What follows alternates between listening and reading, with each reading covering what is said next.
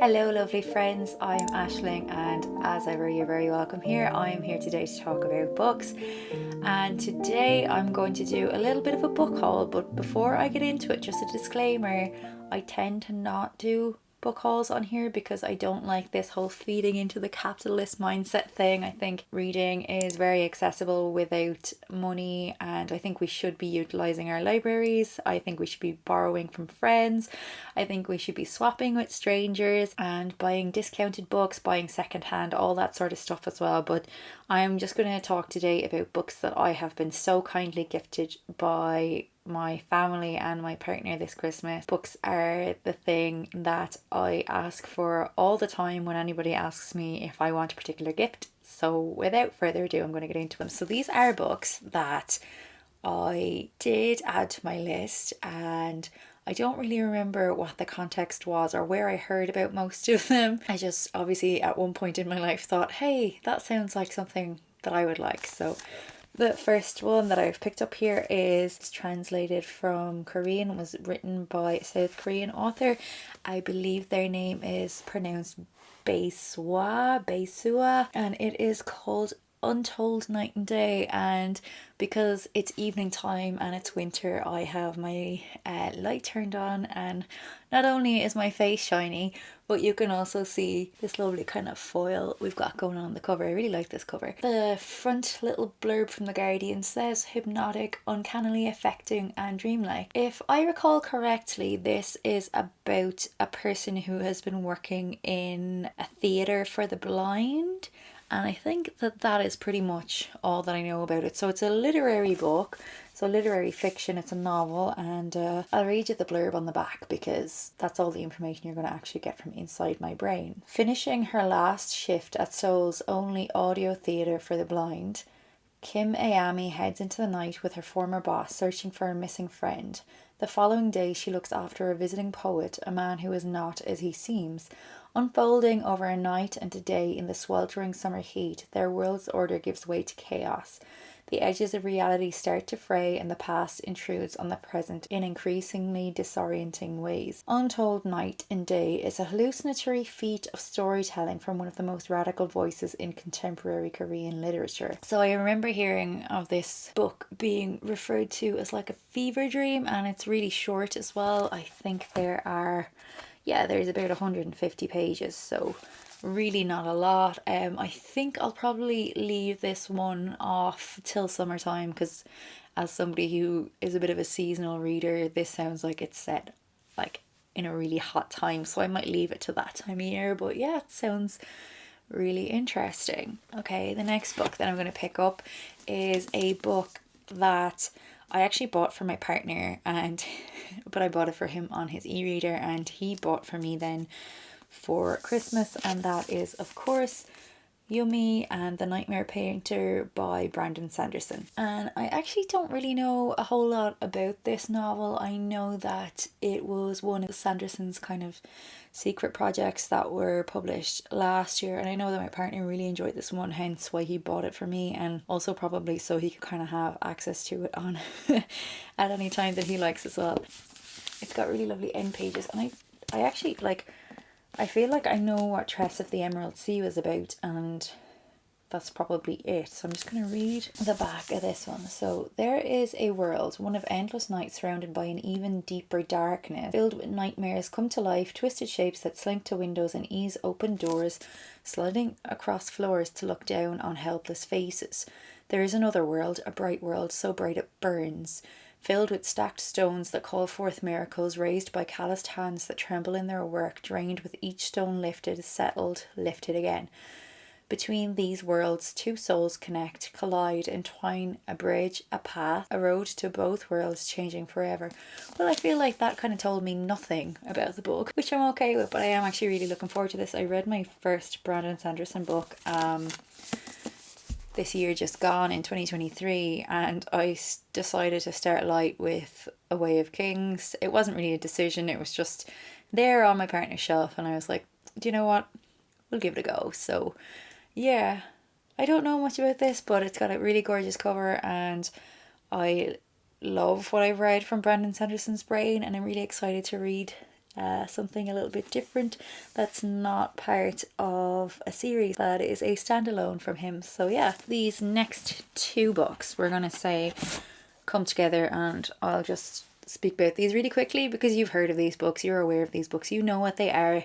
They're the two final books in the Court of Thorns and Roses series by Sarah J Maas, and they are A Court of Frost and Starlight and A Court of Silver Flames. One really short, one super chunky. I've read the first two and I think people are quite surprised by how much I've been enjoying them, and I want to finish them out. So these are the final two that I don't own. Yeah. And the next one I'm going to mention is The Parable of the Sower by Octavia E. Butler. I've actually never read any Octavia Butler before, so I am about a third of the way through this book at the moment. It has been afflicted by bad sticker, so I tried to take off bad sticker and wipe it with my jumper, and now it's sticky with bits of jumper stuck in it, and I'm like, why do they do that? But anyway, this is a dystopian novel and we follow a teenage girl. So she lives in America, and it starts out actually in 2024, but this book was written in like 1993, I think, so like 30 years ago. So this is Butler's like imagined dystopian future, and it's really interesting because we're coming into the time now that this book is set, and it's kind of strange. Like, obviously this book is much more dystopian than our reality, but you can kind of see how close and how easy it would be for our world to actually become like the one in which our protagonist lives.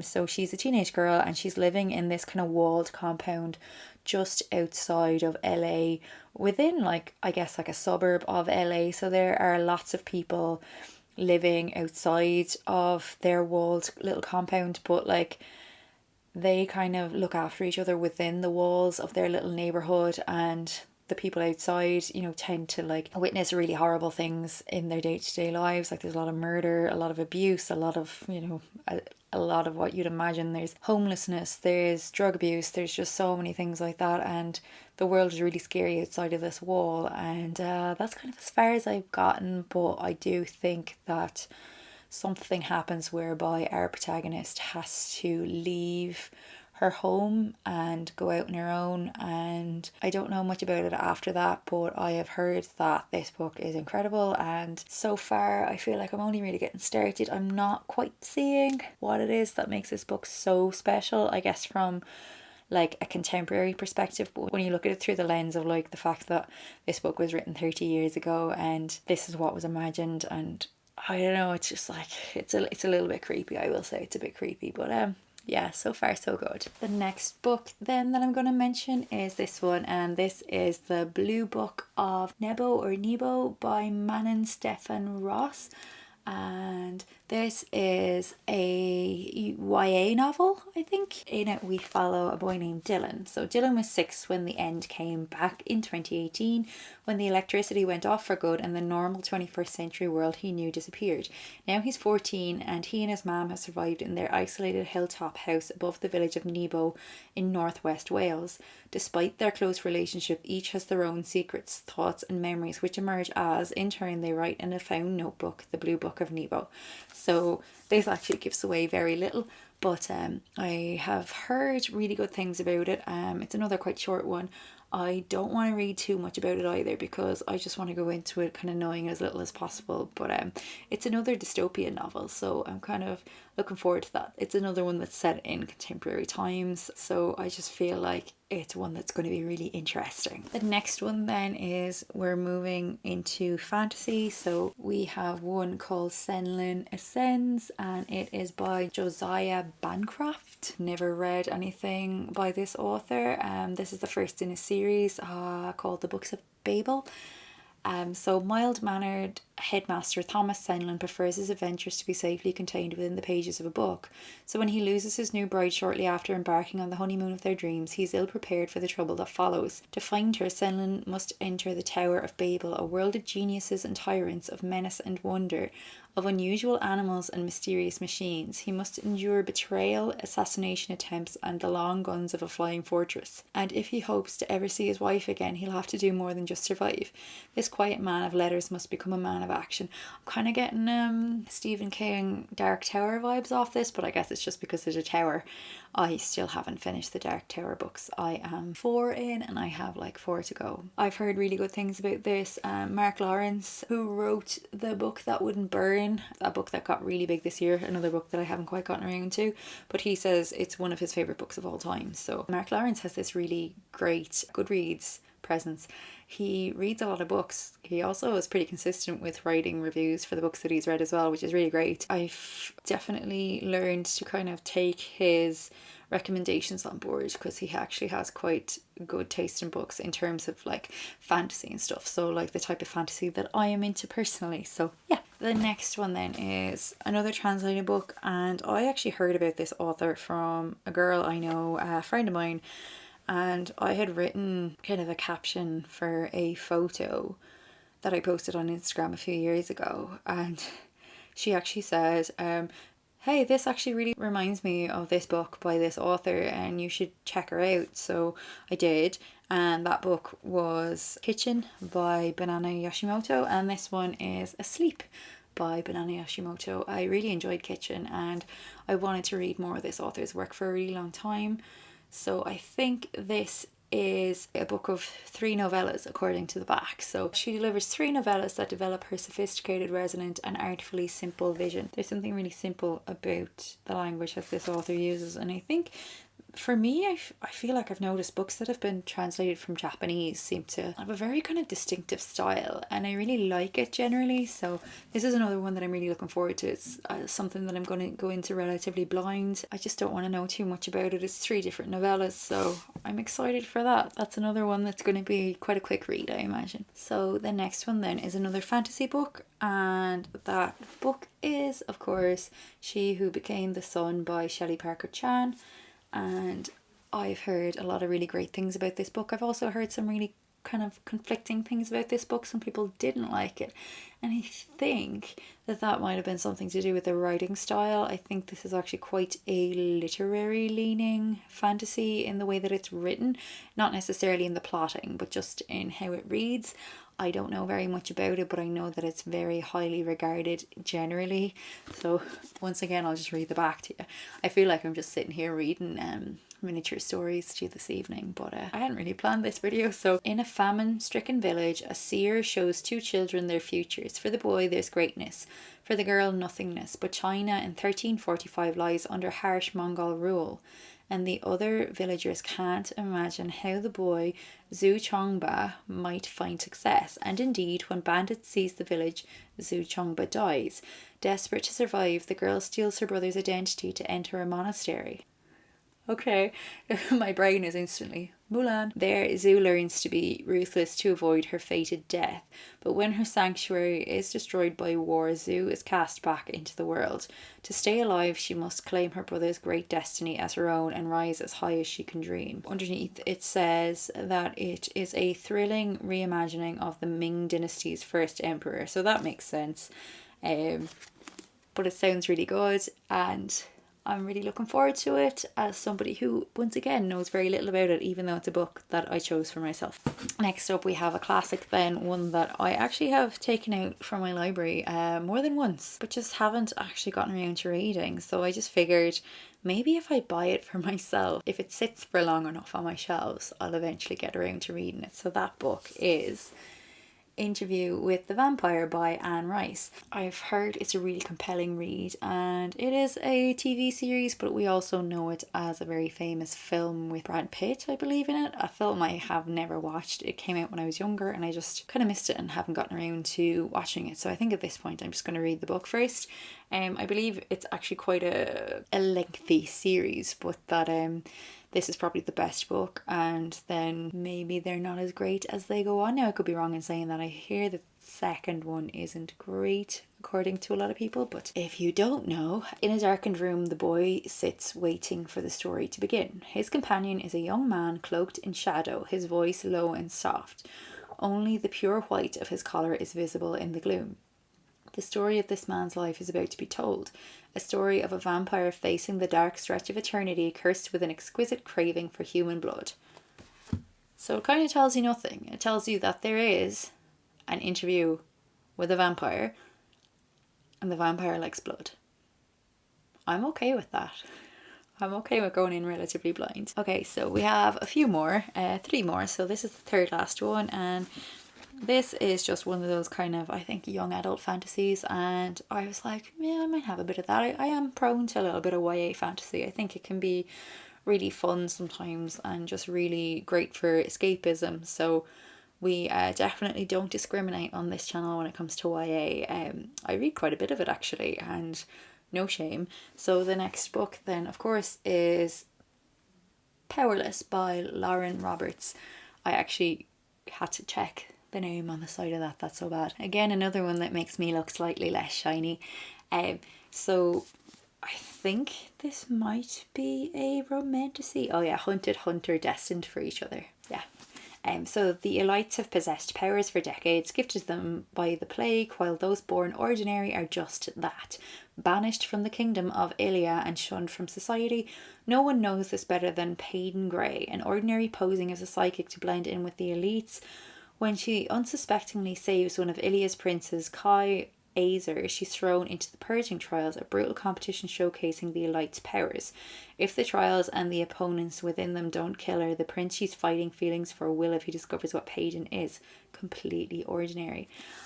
I won't lie, I actually do love like a kind of a battle royale book, although I feel like the Hunger Games did it and did it really well, and then ever since I've been trying to find something that does it so well, and I haven't. So I go into this with relatively high hopes, but also, look, it's all good. It just sounds like it might be a little bit of fun. It's also got some really nice little kind of illustrations on the chapter headings as well, so that's nice. The next one then is actually, I made a bit of a boo-boo, so I read A Darker Shade of Magic by V.E. Schwab a couple months ago. Really enjoyed it.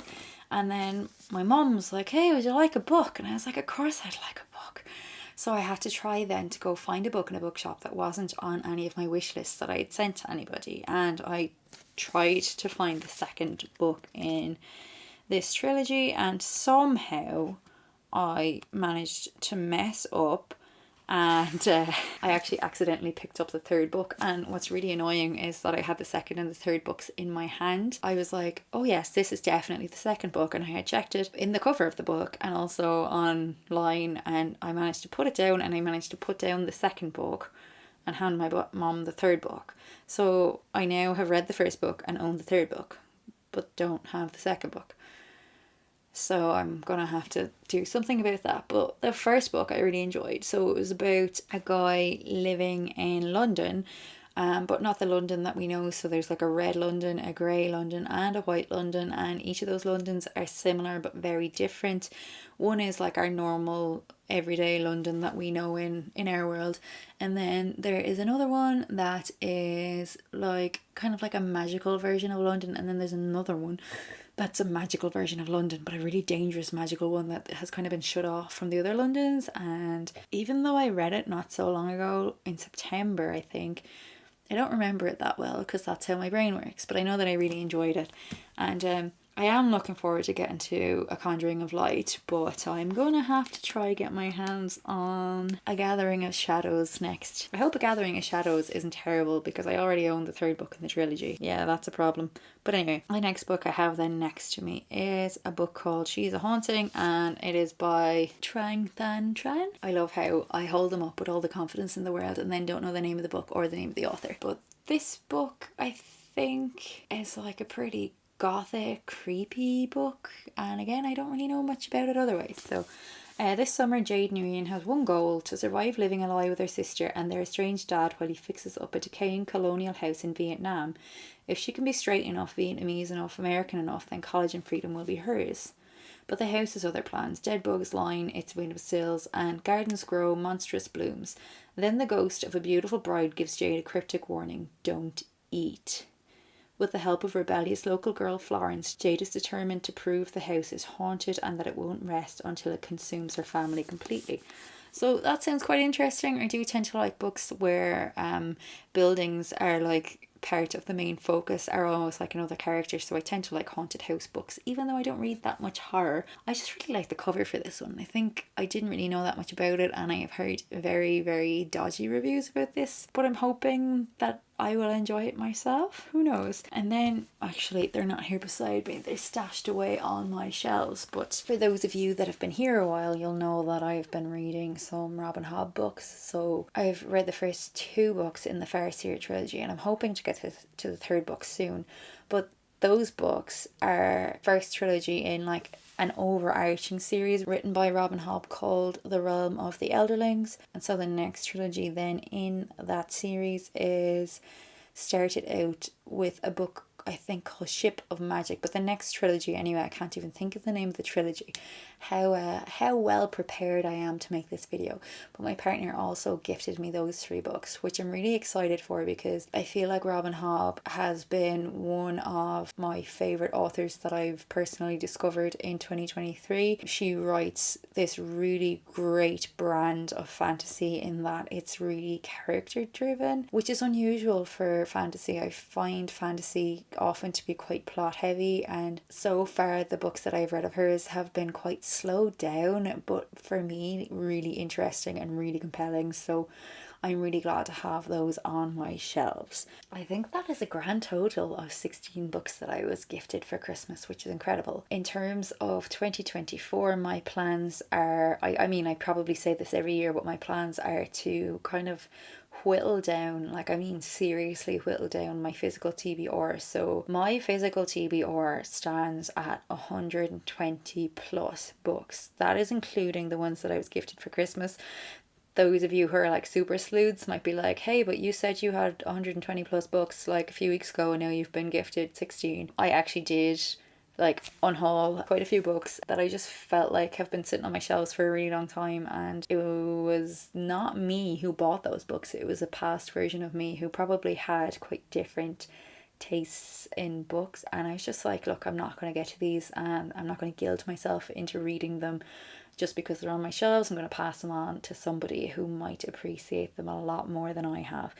So my plan for the coming year is not to have like a book buying ban or anything of the sort, because look, I don't want to be that prescriptive and restrictive, because that's not who I am. I love to buy books and I love to get excited about new books, and I love to pick up the next book in a series when it's out, and it's so exciting to get caught up in all of that hype. But also I have some incredible sounding books on my shelves, and I just really want to be mindful of the fact that I am poor and I'm just needlessly spending money because I'm not in the mood for the books on my shelves. But how can I not be in the mood for 120 plus books? That's ridiculous, Aisling. So I'm going to do something about that this year, and I actually feel like I've been quite good with it so far. I've been really excited to read the books that I already own. I'd say the last quarter of 2023 I have primarily read books from my own shelves or audiobooks that I've been able to get for free on my library app. I mean, I have a really great mix of like literary fiction, historical fiction, fantasy, a little bit of sci-fi, because I'm really excited to get into some sci-fi as well. I just feel like there are so many beautiful books here that I just haven't given a chance, and I'm really in the mood now to just get on with it and get into them. So I'm gonna sign out in a sec, but I just want to say thanks for the lovely comments on my last video, whereby I basically bawled my eyes out on camera and then decided to not edit it out. I am who I am. But also, just again to reiterate that I am so grateful and so thankful for your time, because I know time is very valuable, and I know that we have so many things to pull our attention, and so many things to do, and so many things and so many places to be, and there's so many things to see and so many things to learn. There's just so little time in our little lives when you really think about it, which is scary because it's the longest thing that we'll ever experience. But anyway, I digress. I'm very grateful for you for watching and for being here and for supporting this channel throughout 2023, and I'm going to leave it there. I hope you've had a lovely Christmas if you celebrate. I wish you all the best in the new year, and I hope to catch up with you very, very soon. So mind yourself, mind each other, and take care. Chat to you soon. Bye bye.